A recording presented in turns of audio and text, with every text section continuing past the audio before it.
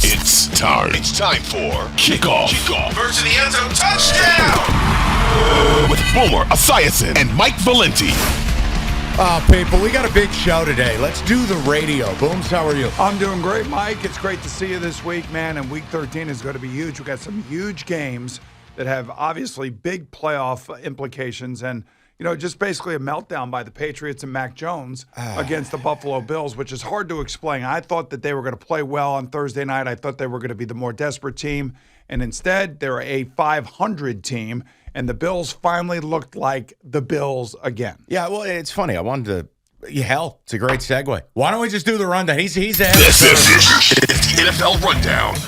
This guy's ahead of it. He's ready to roll. All right, start out with Josh Allen. Is he coming out of it a little bit here with the injury, you think? Yeah, I think so. You know, he throws the touchdown pass to Gabe Davis in the back of the end zone. And when he throws it as he's falling out of bounds, I'm like, no! Yes. Because these are the mistakes that he had made in previous games. But this one, fortunately enough for the Bills, was completed, was a touchdown. And then all of a sudden, it's just like the Bills were the better team. He was the best player on the field. You know, he's owned the Patriots, much like maybe not to the degree that Tom Brady used to own the Bills or the way that Aaron Rodgers owns the Chicago Bears, but it's getting there, and you could just see it. And they finally looked like the team that we've all expected to be a Super Bowl representative. Well, and I kind of wonder if maybe that last 26 seconds in Detroit was kind of the spark. He uncorked that beautiful throw to Diggs over the middle. They win the game. They get the jolt. They go out. They play great on Thursday night, but it brings you to the other side. What the hell are we doing with Mac Jones here? Yeah, I don't know. I don't know what to make of it. The one thing I will say in defense of him, at least he was on the sideline screaming about the offense, wanting to throw the ball more down the field. The short passing game here, the short passing game there. Their one touchdown pass was a pass that was completed behind the line of scrimmage to Jones. I mean, I understand that he wants to throw the ball down the field. He needs to throw the ball down the field. But one thing that Tom Brady did better than anybody was he would lull you to death with all those short passes. Yeah. And then all of a sudden, get into the red zone, it was going down the field, and it was going to be a touchdown to either Gronk or Edelman or Randy Moss or somebody like that. And that just has been missing from the Patriot offense.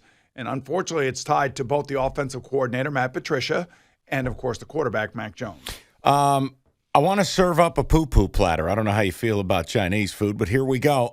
It is a Russell Wilson poo-poo platter deluxe. I got 3 issues. Let's run through. This is Mike Purcell is my new favorite human being. Everybody saw it. Absolutely blowtorched Russell Wilson. But here's my question as a former player.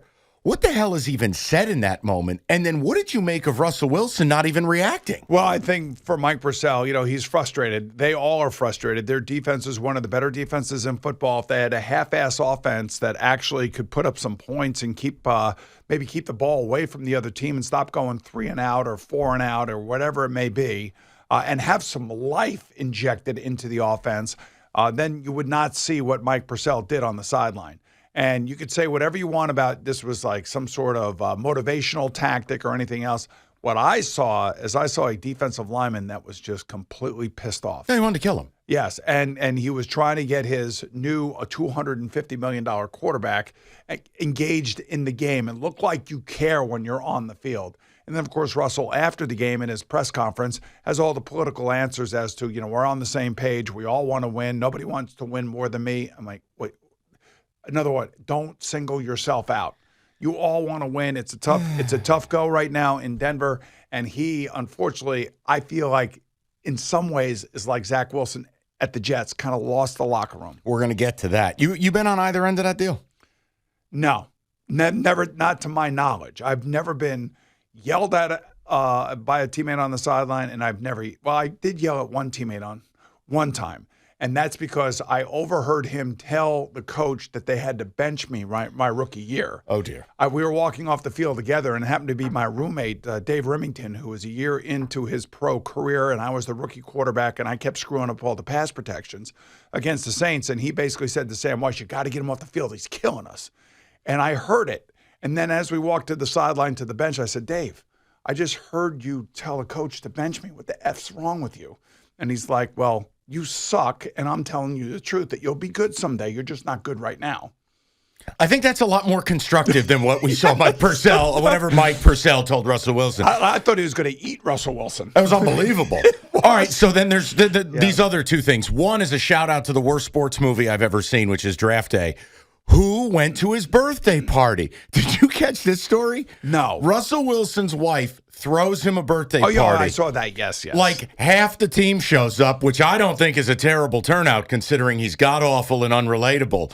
But do you make anything of that deal? Because that became something. I think he's got a lot of stupid teammates. I mean, if Sierra's throwing a party, I'm going. Okay. I don't care if it's for his birthday or it's for her birthday or she's just throwing a party. I'm going because I can't imagine some of the other people that are going to be there. Okay. And the last one, you tell me buy or sell. The report's out that he's calling out Seattle audibles and using code language, and his teammates are like, Russell, we don't know what Mastacholi means. I'm like, what? Is that even possible? You know what? I think that the disgruntled ex-player. Okay. That's what that sounds like to me. And could they be using some of the same word or verbiage that he was used to using in Seattle?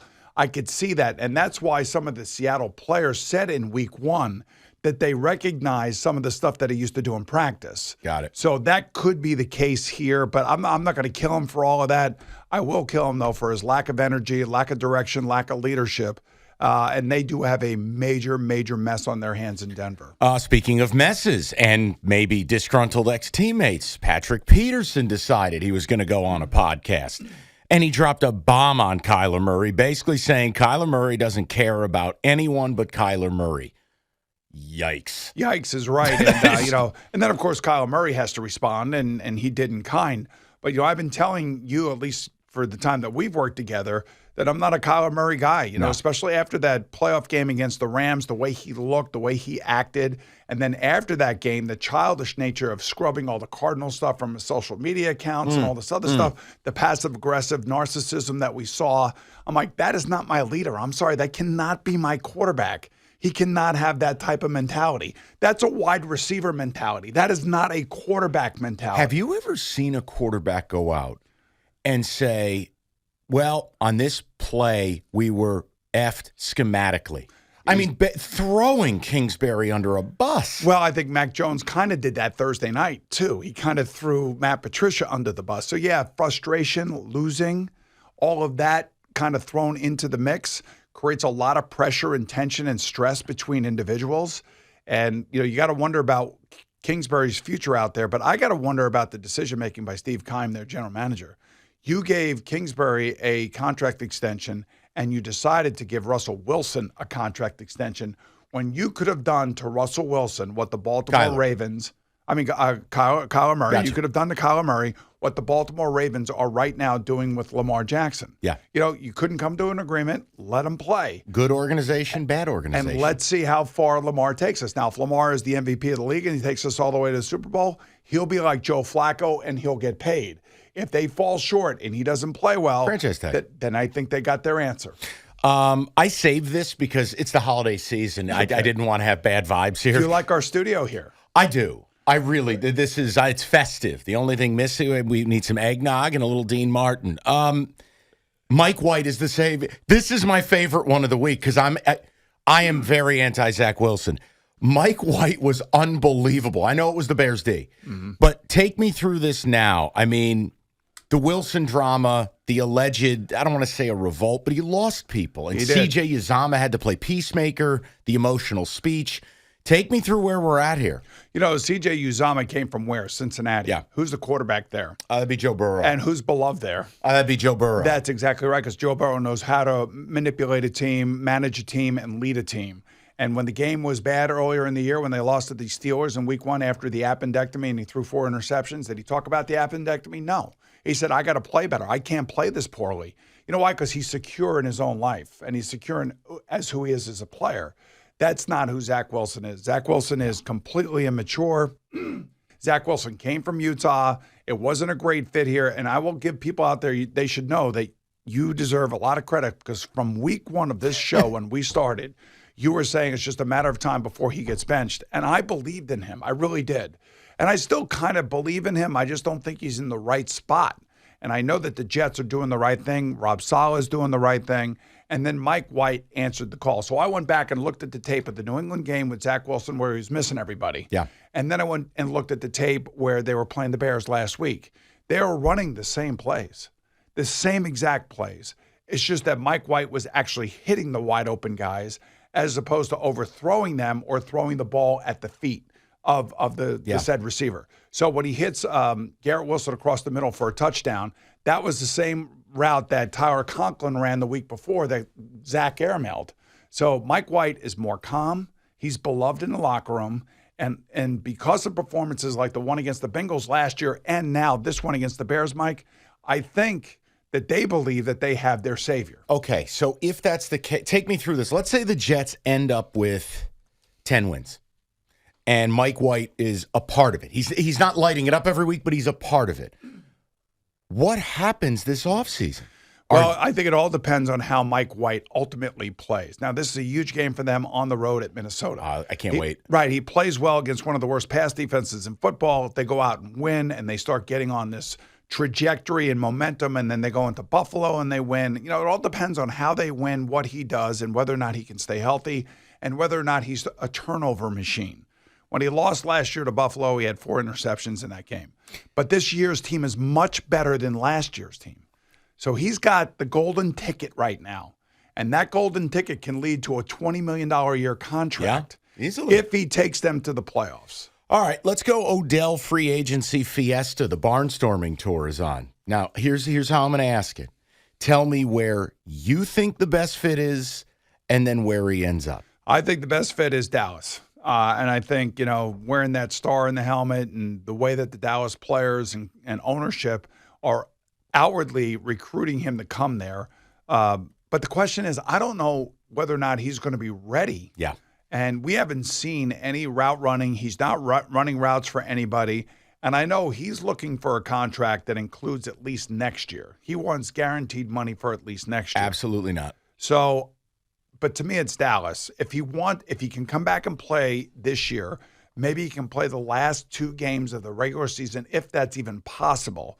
And then they'll go on a deep playoff run. They're a good enough team to go on a deep playoff run, especially if they add a healthy Odell Beckham Jr.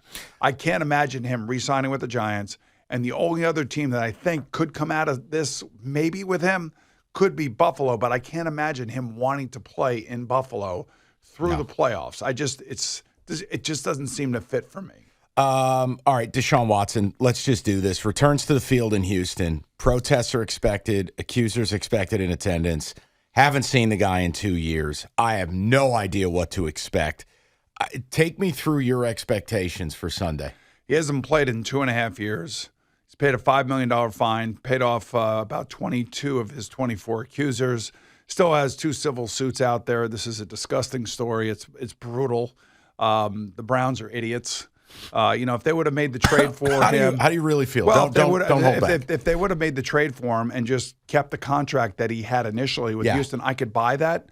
But the fact that, they were told that he would not accept the trade to them, and then he called them back and said, wait a minute, we'll rip up your contract and give you an NBA-type contract for a player that full guarantee has gone through this whole behavioral situation. I think it's. What's interesting? I look back and I remember this was right around March Madness, and we're all in the business doing the Deshaun stuff. I think back now that we know the full scope, and you go, how did this guy have any leverage to say what you just said? Well, I won't take the trade to Cleveland. Think about what we're talking about. He pulled the James Harden. Think about it. Yeah. And the other thing I would say here is this, that he is going to hear it this week from the fans. They're going to be all over him, because the story down there, is that he wanted out of Houston prior to all of this. And then this came. Right. And, I can imagine if you're a Houston Texans fan and watching your team have only 1 win and go through what they've gone through after they paid him initially, I would be pretty livid. And I couldn't wait to get to the game to let him hear about it. And we got a lot more to do, but credit where it's due on something here, because I want to button up the rundown. This man preached patience, which is not one of my strong suits. You told me, Michael, you have to wait. The Bengals are going to get this right. They are going to gel. It's going to be okay. And I think I'm officially on board. They did America a favor, beat the Titans. Yes. And look, I actually think they're going to beat the Chiefs this week. I think they're back. They look right. Jamar Chase is back. Anaromo magic in the second half. Right. It's a credit. And I think Joe Mixon should be back too. They got off to a bad start simply because of the appendectomy for Joe Burrow that we just talked about. And he didn't make any complaints about that. He barely practiced in training camp. And, the Steelers got lucky that day. They shouldn't have won that game. That should be a winning column for the Bengals. The really upsetting loss was the one that the Cleveland Browns had against them. But I agree with you. This is going to be one of the games of the weekend.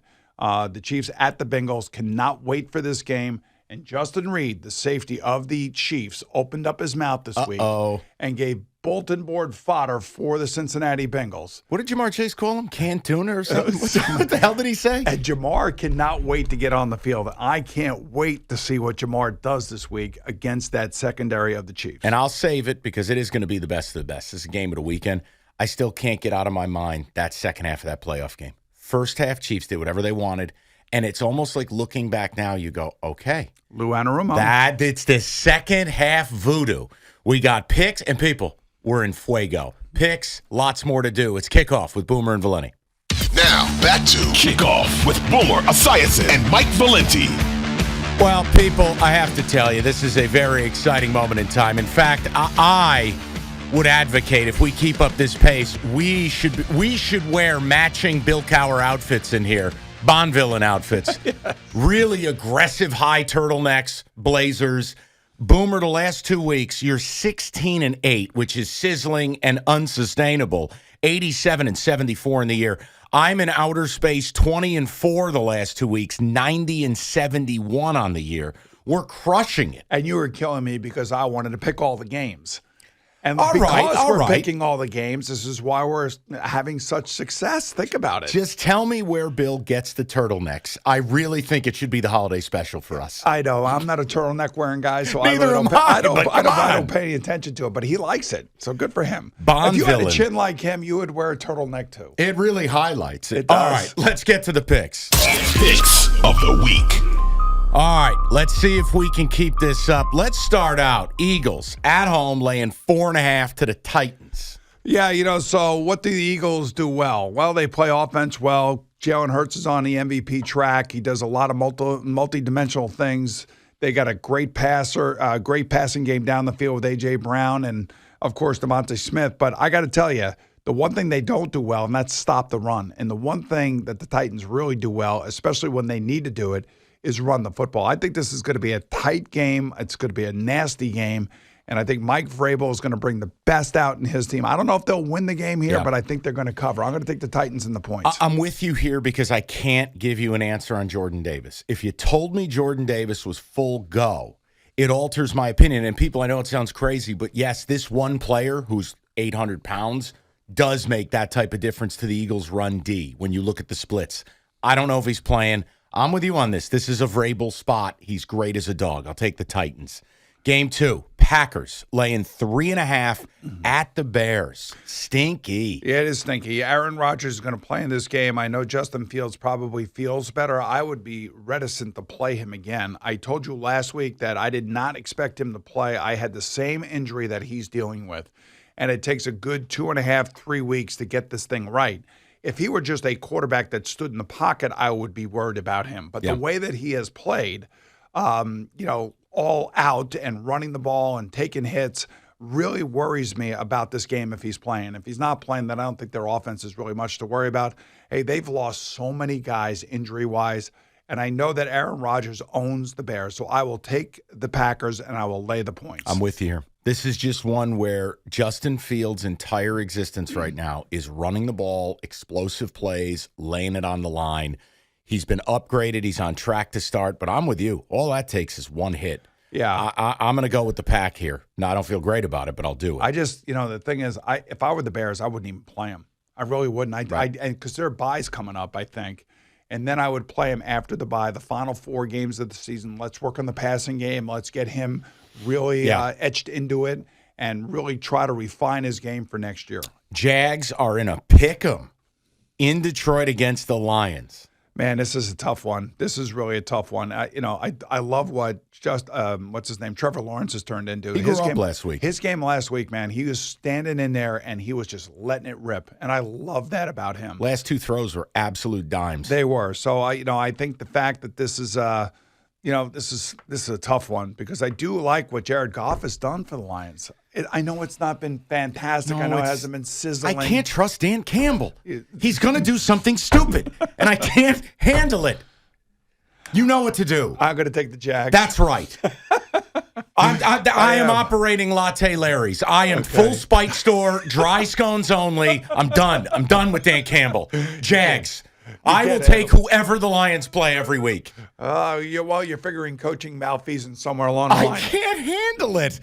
All right, Browns. See, this game to me right here is the impossible one. How are we supposed to tell you what Deshaun Watson's going to do? He hasn't played in 2.5 years. Browns laying 7 at the Texans. And, it's going to be tough. When he played in the preseason at the Jaguars, he did not look like he knew what he was doing. And the Jaguar fans were all over him. And I'm assuming that the fans are going to be all over him here. But the one thing that I will say is that Myles Garrett is a game changer. He forces fumbles. He forces sacks. And when he wants to impose his will on somebody, he just owns the opposing team. So I'm going to lay the 7. I'm going to take Deshaun Watson and the Browns, but I'm taking them because of their defense against a inept offense of the Texans. It's almost, I could say this with almost certainty. If it was any other team but the Texans, I would take them. Like, I cannot lay 7 with a guy who has not played in 2.5 years. The crowd is going to want blood. The Texans are they're on a spit roast. They're awful. I'll take the Browns. Yeah, I love the way you describe things. They're on a spit roast. I'm a wordsmith. And before it was dry scones. I'm here for you. I know. Vikings laying 3 against the Jets. Oh, come on, Mike White. Yes, Mike White. Listen, I've sat here for 5 days this week listening to my morning partner in WFAN, Greg Giannotti, who is a huge Vikings fan, extol the virtues of not only Mike White, but the lack of a pass defense for the Minnesota Vikings. So I love this number, and I love the Jet defense. Uh-oh. And I am going to take the dog, the Jets, and I will take those 3 points. And I actually think the Jets have a very good chance of winning outright because of their defense. Now, I agree with a lot of it, but this to me is a little bit of buy low, sell high. Everyone remembers the Vikings getting thrown off a bridge 10 days ago. They've sat with that. That doesn't sit well. Then the Jets are on this high. I just kind of feel like going on the road with Mike White here, we might be getting ahead of ourselves a little bit. I'm going to take the Vikings. I like him. Believe me, I'd take that Christmas tree over Zach Wilson. I like him. But come on the road in Minnesota? Right. So I talked to Giannotti, and the reason I talked to him, he watches every game, start to finish, reads everything he possibly can about the Vikings. I can't even do that. How's a guy from Long Island like the Vikings? It has something to do with a cousin. Anyway, the thing about what he was telling me was I asked him, are the Jets on defense similar to the Cowboys on defense? And he said, yes. And he said, that's what worries me. Because Micah Parsons and the boys got all over Kirk Cousins. And the Jets, believe it or not, have one of the best pass rushing defenses in the entire league. Okay. We're at odds on 1. Forgive us. All right. Steelers, a 1-point road favorite at the Artie Party. I got them covering here. And the reason I got them covering here is because of their defense. TJ Watt is a complete great player who inspires his teammates. And when he is on the field, this game is a totally different team.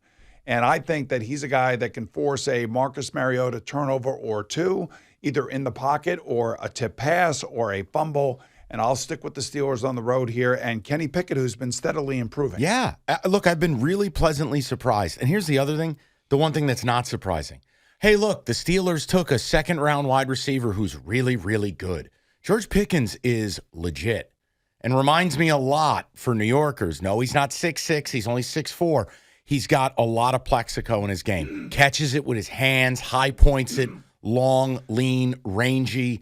Do Steelers know how to pick receivers? So I think we're also in lockstep here thinking that the Steelers have got the right guys now. Yeah. That it's just eventually that it will come around, and hopefully this defense will stay healthy next year. Kenny Pickett will take a huge leap. Get a couple of linemen. Get a couple more linemen, and they'll be fine for next year. But we're both taking the Steelers. Yes. All right. God help us. Ravens laying 8.5 against the Broncos. One team can't hold the lead. One team can't get a lead. Yeah, well, the Broncos can't do anything on offense. They really can't. They look listless, lifeless. Every game is the same game. And it's no wonder why Purcell went crazy on the sideline towards Russell Wilson. Lamar Jackson's been hearing it from fans. This is a team that gives up double-digit leads, better every week. So, but not this week. You know why? Because the Broncos don't put up any points. I'm telling you, I'm taking Lamar and the Ravens, and I think they blow the Denver Broncos out. I really do. Oh, God, this is so bad. All right, I'm going to take a shot here. This is my blowout spot. All right, I'm going to take a shot because to me, at a certain point, don't do it. I know, but it's the 8.5 is a power. That's a power number. Did you listen to yourself what you said about Russell Wilson in the opening part of this show? I know, and then the Nate Hackett curse. I know. All right, fine. Did I talk you into it? Yeah, that's it. I feel bad because there is rules in life. One of them is Nathaniel Hackett can't hurt me if I don't bet him. Ravens minus 8.5. This makes me sad. Commanders -2 at MetLife against the G-Men. You know what? 6-1 in their last 7. The best team in the league right now is the Commanders over those weeks, and the Giants have lost 2 in a row. The Giants don't have anybody to throw to. They're going to get Evan Neal back. They should get Ojulari back. They're going to be better on defense. If this were like a 4.5 number, I would probably take the Giants. But because I think the Washington Commanders are going to win this game anyway, and I love the way that Terry McLaurin's playing.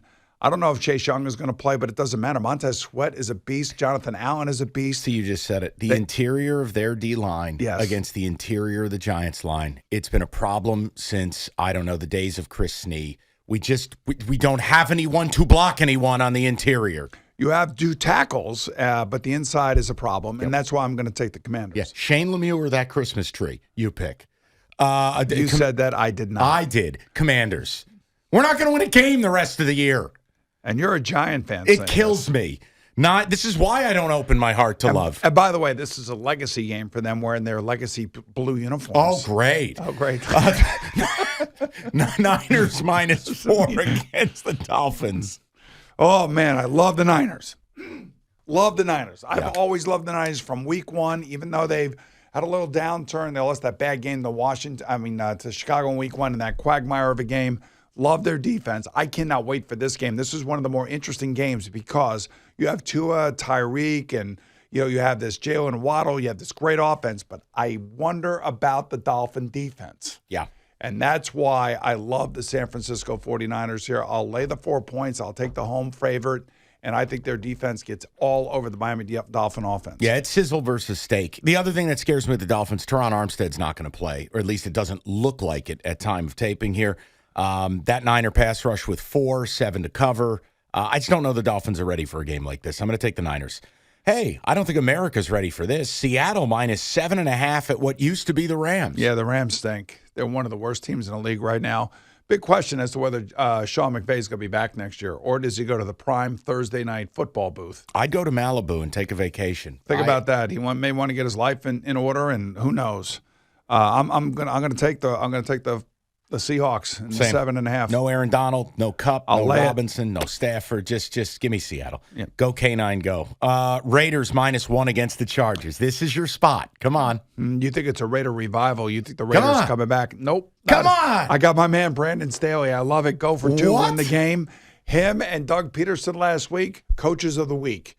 And I'm telling you, Brandon Staley saved his season by going for 2 and winning and getting it, because had they allowed Arizona to come back on the field in overtime, who knows what would happen with this defense. I'll give you the most simplistic cap in history. Chargers don't stop the run.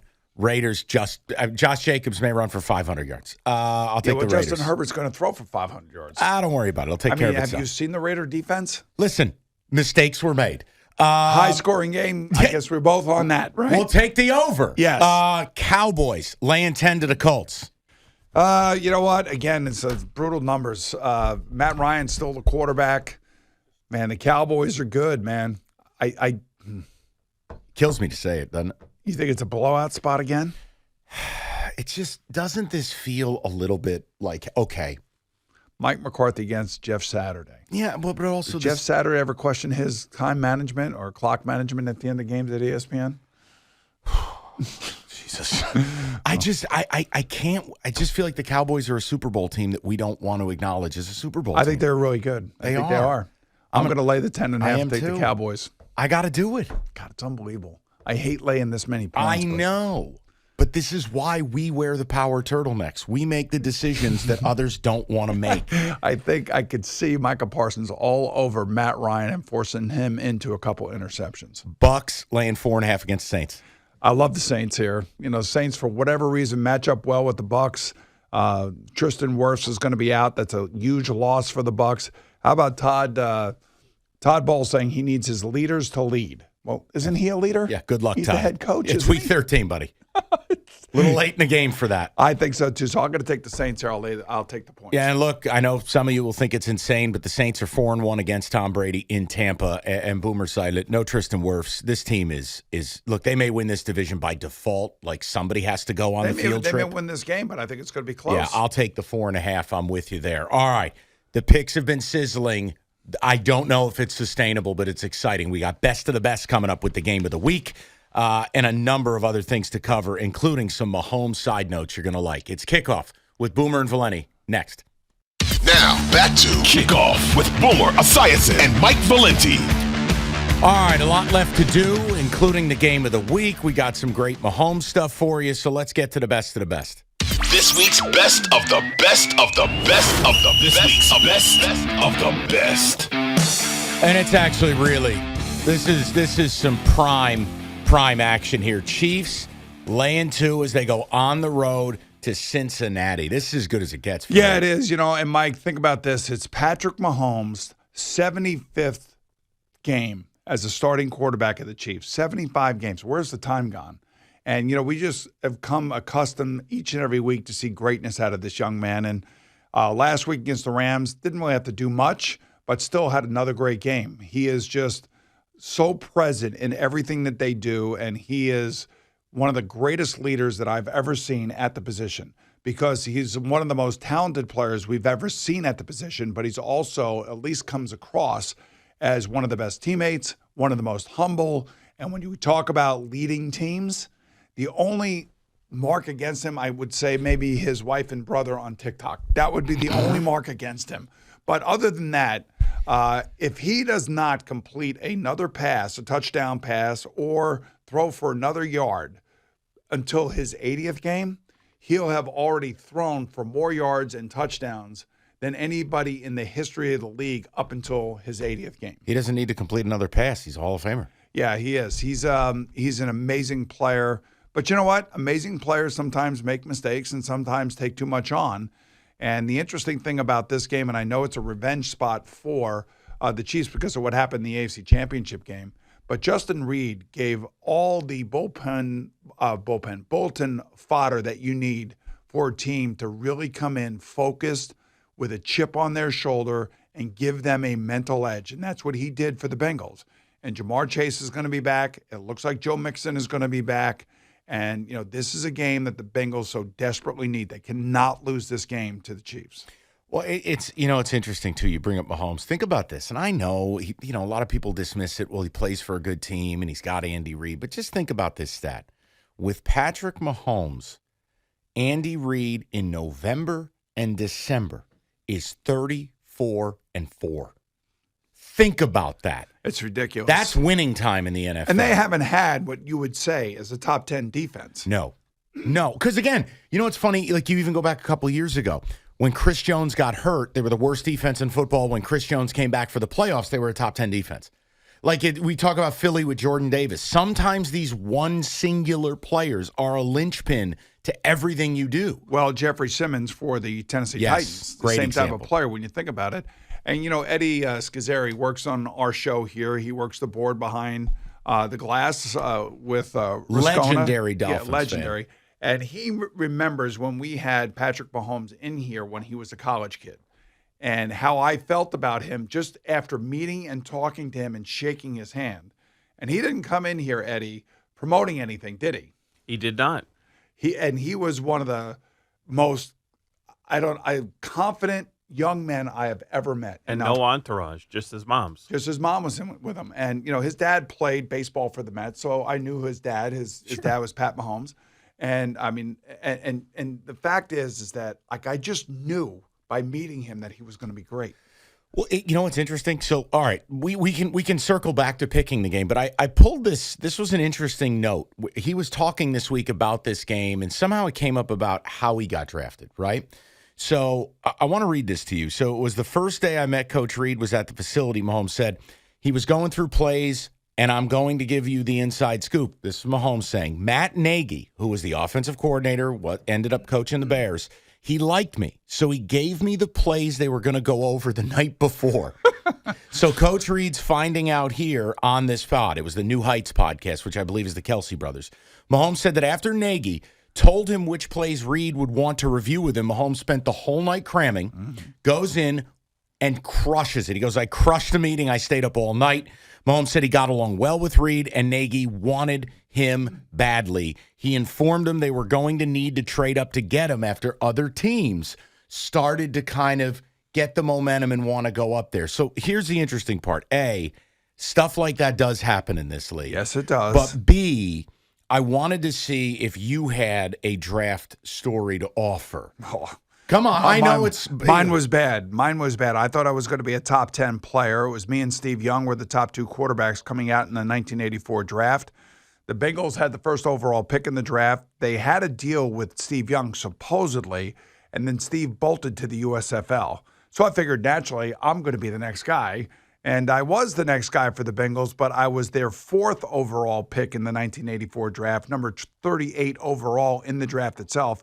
The Bengals had 3 first-round picks because they traded that first-round pick to the New England Patriots, who took Irving Fryer. So I was the first quarterback in 1984 taken, but I had to sit and wait, and I had to wait an extra 4 hours. I thought I was going to be a top 10 pick, and I didn't. I lasted until number 38. So I wasn't nearly as lucky as Patrick was. But I will also tell you this. Here in New York, Ben McAdoo loved Patrick Mahomes and wanted to draft Patrick Mahomes. Now, I don't know. I don't remember where they were in the draft. I think they were behind the Chiefs. But I think you tried to trade up and get him. And I also give Matt Nagy a lot of credit, because Bears fans think that Matt Nagy forgot who he was, as a coach or whatever. Yeah. But he recognized greatness. I recognized it just sitting in a studio with Patrick, and so did Ben McAdoo. And there's very few players that can really you really walk away with, and you say to yourself, that guy is a winner. And I have to say, it's the one player in all the years that I've done this and spoken to pre-draft players and even players that are playing in a league now, I've never met a guy that was that confident in who he was as a human being, and I could just feel it talking to him. Well, first of all, I want to tell you that was very hurtful what you just did, because you've brought up memories as a Giants fan of in a 3-year span, we passed on Josh Allen, and then apparently Ben McAdoo wanted Pat Mahomes. And true. Phenomenal. I'm still looking at Daniel Jones' blank stare. Awesome. Now, on the other side, I will say this. I also knew the Bengals were going to draft Joe Burrow. He came in with the Heisman Trophy after he had that great senior season at LSU, and I handed him a Bengal helmet on the NFL Today, and I said, welcome to our dysfunctional family, because you're going to be the next quarterback in a long line of quarterbacks that have come through this franchise. Carson Palmer, I did the same thing with him on the NFL Today. So we had Achilles Smith, David Klingler, myself, Kenny Anderson. You have Carson Palmer, Andy Dalton. What about the venerable Jeff Blake? And we had Jeff Blake. That's right. That was right around my time as well. And then, of course, now you got Joe Burrow. And Joe Burrow is another can't-miss player who has the same kind of personality. He's transformative. That Pat has. And the great thing about Pat was a great baseball player. Joe Burrow was a great basketball player, an all-state point guard in the state of Ohio. So that told me all I needed to know about him and understanding how to lead a team and how to get the ball to people. So, I mean, 2 great quarterbacks, 2 top 2 or 3 quarterbacks in the league, and it should be an absolutely just fascinating game on Sunday. Well, the other funny part, too, is you've heard the mixtape story with Mahomes, right? Yes. Where basically, Andy Reid, once convinced, had a mixtape made, and he brought it in to the owner, Clark Hunt, and he goes, you need to let me do what I need to do to get this guy. And he pops in the tape. And again, if you go back and watch him at Texas Tech, it's some of the most insane things you'll ever see. Now, they weren't a good team. They're about a 500 team his whole career there. Weird, Kingsbury couldn't win in November. Here's my surprise face. But you watched him there, and you go, what the hell is this guy? I mean, back foot, 55 yards down the field. It's the same stuff, except it translated. It worked. So but I'm still telling you, it goes back to who the person is, who the athlete is. Yeah. And I saw all those same tapes. And, they were amazing. But meeting the young man was even more amazing than the tapes. And that's the reason why I knew he was going to be an exceptional player right from the beginning. So is he going to figure out your boy Lou Anarumo's defense in the second half? Talk to me about the game. Yeah, I think this is like, Justin Reed did give bulletin board fodder. And I hate that when players do that, because the last thing you want to do is raise the level of everybody's intensity for the game. It's already intense as it is, and these are mind games that coaches are always playing with players. This has been going on since football began. So I love the way that Jamar Chase has responded to Justin Reed. I love the way that Joe Burrow's responded to him. And the Bengal defense is the underrated aspect in this game. Nobody ever really talks about them. And look what they did to Derrick Henry last week. And that's Lou Anarumo sometimes playing with 5 down linemen. Now, he will not do that, and he will not blitz Patrick Mahomes. He will rush 2 and 3 at different times. Frustrate him. Yes, and they don't have Tyreek Hill in this game like they had in the AFC Championship game. And maybe that's where the loss of Tyreek Hill now starts to show itself in a game when the other team has an offense just as good as yours, if not better. I don't know if I've ever seen Mahomes more frustrated than the second half of that game. So you look at that and you go, okay, and I know this sounds crazy, Burrow versus Mahomes. This could actually be a defensive game. Like, I'm not saying some 13-10, but I'm saying it's also not going to be 35-32. So, yeah, Lou Anarumo, to me, is a very confident, patient defensive coordinator. On the other side, Steve Spagnuolo is a little bit different. He's more aggressive. Blitz. And a lot of one-on-one down the field. Yeah. So I always knew going into a game, playing against a team that would like to blitz and would like to ramp it up on you, that now all of a sudden my athletes, T. Higgins and Tyler Boyd and and Jamar Chase are going to be one-on-one down the field. Yeah. I will take that. I'll take every hit in the world to have that opportunity to throw the ball to them. What do you make of the Chiefs running back situation? Because that is one I thought would be settled by now, and it's still like Price is Right. They're just spinning the wheel. Don't you feel like they're pushing Edwards-Helaire, like they're not getting enough out of him? I think he's a bust. But the other thing, too, is that, that Patrick Mahomes is actually becoming more of a runner. But in this game, there's not going to be a lot of man coverage being played. There's going to be a lot of underneath and deep guys on the field, and they're going to try to keep Patrick from running 15 to 20 yards down the field. To me, here's the one piece of advice that I have for the Bengals. If you take the lead in the fourth quarter, whatever you do, make sure you leave less than 10 seconds on the clock. Yeah, less than 13 seconds, please. So you're taking the Bengals? I am going to take the Bengals, yes. I'm going to do it too. They're at home. I think they're the more desperate team. I think it means more to them. I think the Chiefs still have a little bit of that, the gravitas of a team that's won a Super Bowl. I like the edge of the Bengals here. I think the focus of the Bengals for this game is exactly where it needs to be, especially they've won 3 games in a row.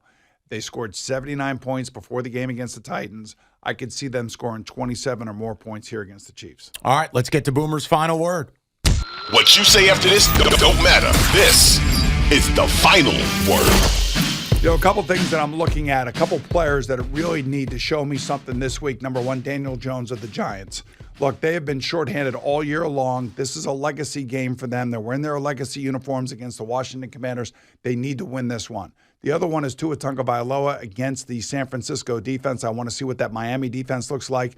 And then, of course, Burrow versus Mahomes, Anarumo versus Spagnuolo. I think it's Zach Taylor versus Andy Reid. It's got all the makings of a potential AFC championship rematch. If somebody can go into Buffalo and beat Buffalo, good luck with that. Well, that's, you bring it up, but I don't think it's meant more ever. I just can't see the Bills going into Arrowhead and getting it done. Again? I just can't. I just don't think you're going to get the shot to do it. I think they must get home field back. And that's why the Bills will be watching this game intently, hoping that the Bengals come away with the victory. Yeah. Well, and the other one, I mean, look, it bums me out, but I'll tell you this. I think the Jets can go on a push. I think the Giants are going right in the toilet. And it sucks, but it's just they're out of bodies. Boomer, they're out of bodies. There are a couple teams that are surging. The Bengals are surging. Yeah. The Commanders are surging. The 49ers are surging. I feel pretty good about all of those teams and look forward to another great football Sunday. And we will hit you next week with another episode of Kickoff. Boomer and Valenti. Talk to you then. It's Kickoff with Boomer and Valenti.